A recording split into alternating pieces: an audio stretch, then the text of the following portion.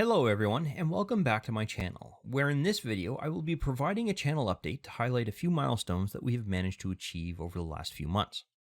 The first milestone is that we are now over 1,000 subs.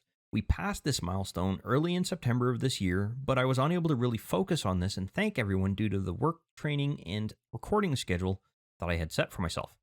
Additionally, we are also now slowly closing in on the 100,000 views for this particular channel, and that's absolutely insane, as I simply cannot fathom that in the time frame that I've been uploading videos that I would ever see that number of views. In fact, I didn't even expect to get over 10,000. So I want to take this time now to thank everyone who is subscribed to this particular channel, as well as viewed any of the videos that I have uploaded. Both the subscriptions and the views give me some level of comfort in continuing to release DM and player-related tutorials by telling me that I'm on the right track, and that the information I'm presenting in those videos is useful to others, not just my own players. I took some time to think over the various options that now became available to me in relation to this channel, and after a few weeks of mulling it over, I did decide to enable monetization of the content so that I can reinvest it into more content over time. What this means is that when you are presented with an ad, you will be helping me help you. But as I'm primarily interested in creating tutorials, I've modified the kinds of ads that will be displayed to minimize the number that you should in theory be shown, as I'm not really looking to turn this channel into a source of income, as I'm quite happy in the job that I have, and I will continue to create these tutorials as a hobby. It has also given us the means to make use of the community hub as part of this particular channel, but I've really not had time to learn how to use it, so please look out for things there as I get more experience with what that feature does and what it gives us, and how I can make use of it to keep everyone informed. The second milestone, and this is by far the more important, is that I managed to reach my fundraising goal of over $2,000 for the Ride for Cancer that took place on October 2nd, 2021. I want to thank everyone who contributed to that goal, and as a thank you, I have put together a tribute video for those who have lost their lives to cancer, which I'll go over in a little bit more detail in a moment. I rode as part of a team of 13 riders, some of who were virtually riding the trail as they were out of the province at the time of the event. And in total, the team managed to raise over $15,000 towards the charity. In total, over $1.6 million in Canadian currency was raised by all of the teams who rode that particular day, and more came in later on as cash donations were dropped off at the event and other contributions came in, bringing the total to over $1.7 million. This is an immense amount of funds raised for the QE2 Foundation, who represents the QE2 Health Sciences Center fundraising efforts. And I think everyone who rode that day, you did a very good job raising that amount of money. I'm glad I participated in the event. As for my participation in the ride, it took me almost 5 hours in total, but that includes the time I waited at the start, a break at about the 37.5 kilometer mark, which marked the turnaround point really, and 2 smaller breaks that I took on the return trip because I was actually quite tired. So I estimate that the actual total biking time was around 4-hour 20, 4-hour 10 minute mark, which is a personal best for me. I was the only one on the team doing the 75 kilometer trail ride, but as you can see near the start of the actual tribute video, there were many other riders who were there for either the trail or the road version of the event. However, despite the spare batteries I took and my best efforts to optimize the recording time as much as possible, I was unable to record the entire ride, so I had to settle for trying to showcase several of the more attractive features of the BLT trail, which I'll provide a link of in the description below as well, which is an old railway converted into a community-owned set of trails, as well as areas that I felt were important to showcase and the amount of effort needed to complete the ride. I did, however, bump the GoPro that was on top of my helmet on the return trip, and I didn't realize it at the time until I was already back. And to be honest, I was so tired I really couldn't go back and do that part of the trail again to get a much better view. So the latter half of the the video, is really more about the trail and less about everything and everyone that's going on around you. But I was still able to record quite a large amount of that trail, and I stitch everything together into an event video that I hope signifies the importance of the ride, as well as bring forward some of the more impactful emotions that are generally involved in an event of this kind, and the hope that it tries to bring forward. As I stated to the sister of the gentleman that I was riding for on his behalf, the video is designed to start off somber and represent the seriousness of the event and what it represents and the loss I felt when you informed me of his passing, and I'm quoting here. But I slowly transition it over to happier music to showcase the transition of my grieving process, and that while I will miss talking to him and the joking around whenever we talked, I still have to find a way to move forward and live. And I really don't think I could have described that in any other way. The next milestone is around the Kickstarter for the Tanares RPG that I did a bit of an introduction video. Turned out was quite successful, with well over 2.1 million US dollars raised during the project's fundraising window. I was pleasantly surprised to see all of the people who were involved in the Tanares RPG project. I'd love to give a shout out to Dragori Games for giving me the chance to actually do the short review with the sample materials that they were providing. I will admit, had they not come to me about the project, I might have missed it entirely, so I'm glad that they did, and I look forward to trying this particular RPG out. If the content ever comes to Fantasy Grounds Unity, and I really hope that it does, I'll see what my options are in relation to putting up some tutorials, as this really is a Fantasy Grounds 5th edition related channel, if you will, which is what I'm most familiar with when it comes to the various rule sets that exist. But for full disclosure, I did contribute to the project's Kickstarter, and will most likely be doing an unboxing and review of the contents of the packaging once it arrives, which hopefully will be sometime in early 2022.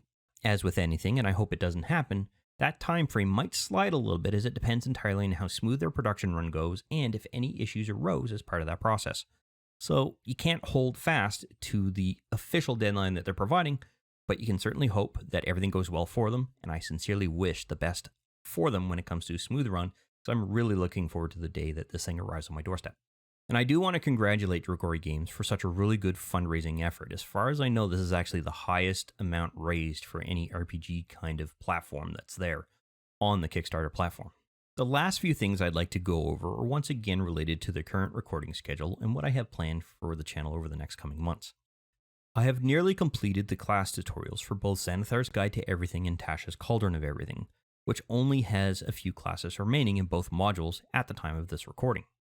My current class-specific recording schedule is on the Fantasy Grounds forum, and you can see the post here, and I'll provide a link in the description below. And it is updated as often as I have changes to make to it. In fact, as you can see in the recording, if you noticed the changeover, I actually forgot to make some adjustments here.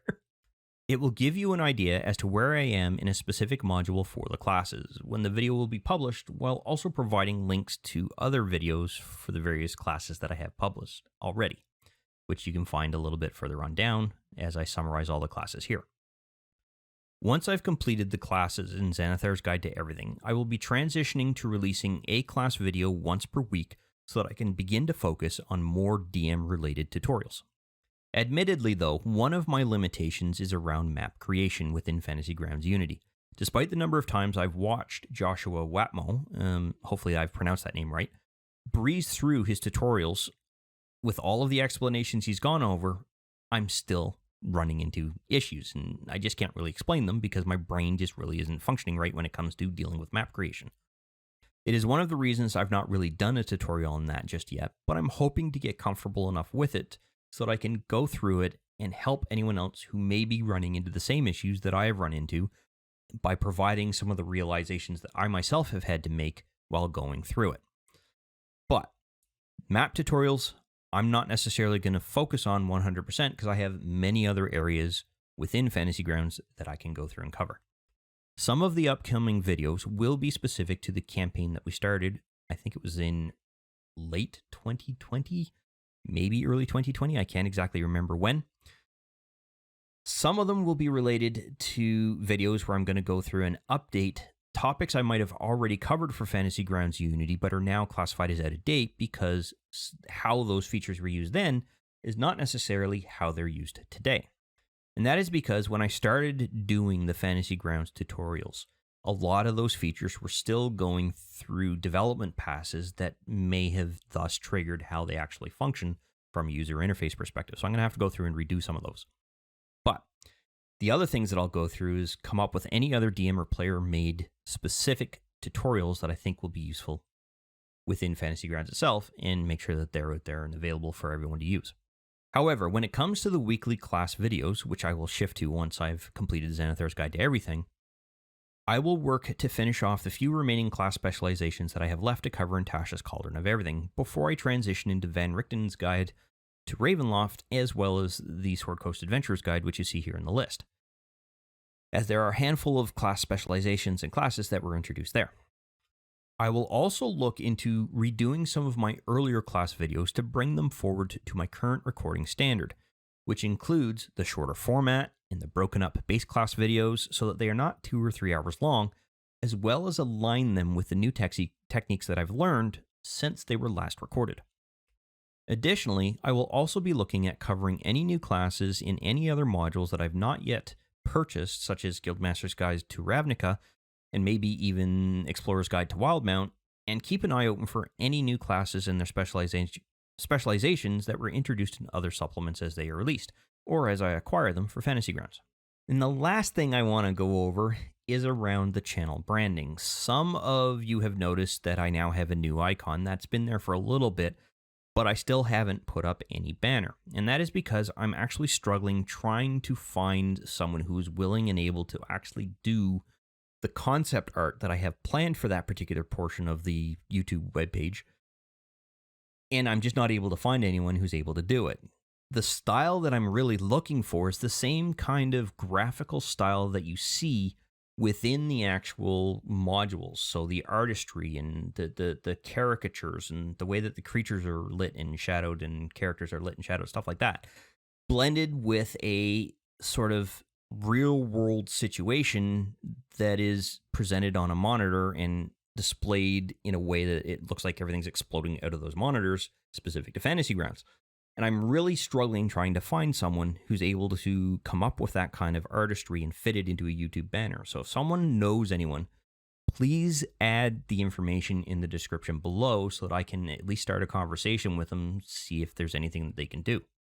But that does bring us to the end of my, well, what was classified as a quarterly update, because that seems to be about as frequently as I'm doing them.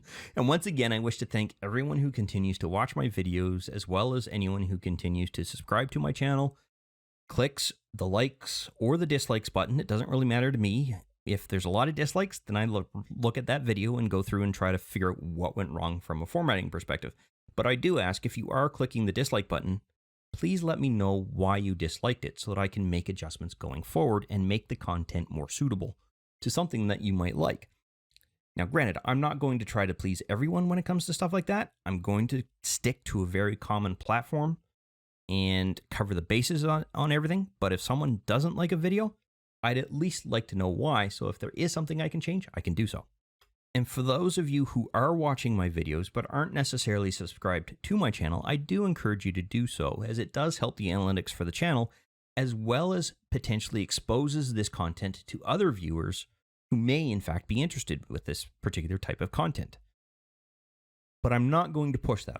You may have noticed that I tack something at the end of my videos as an outro that's really at the tail end that I never expect anyone to see, simply because I don't want to clutter a tutorial video with, hey, can you please subscribe? If you liked it, click the like button. If you don't, click the down button.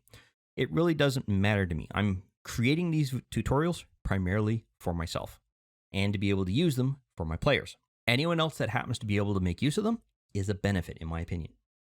Once again, thank you for everyone who's come here, and I look forward to seeing you at some point in the next video.